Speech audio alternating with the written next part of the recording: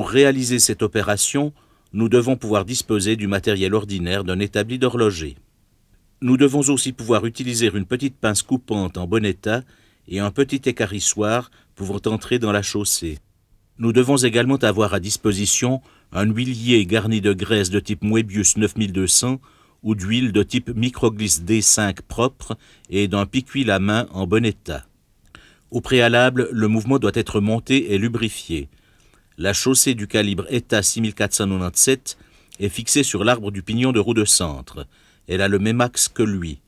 Une gorge conique est pratiquée sur l'arbre du pignon de roue de centre. Le lanternage provient de la mince partie médiane de la chaussée. Deux saillies pratiquées dans cette partie assurent l'accouplement élastique avec l'arbre de la roue de centre. Les saillies doivent se trouver près de la partie haute du cône pour qu'elle soit sollicitée vers le bas et ainsi maintenir la chaussée contre sa portée. La lubrification est importante.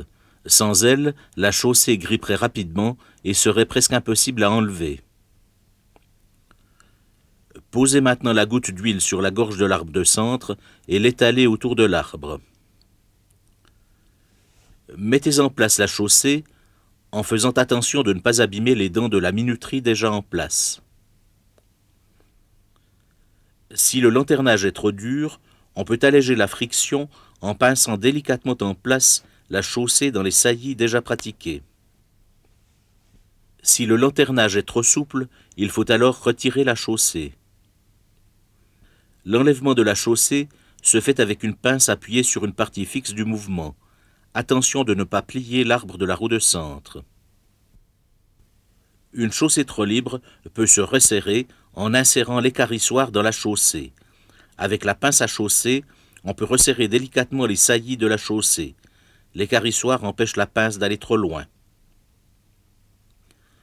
Remettre en place la chaussée et contrôler à nouveau la souplesse du lanternage.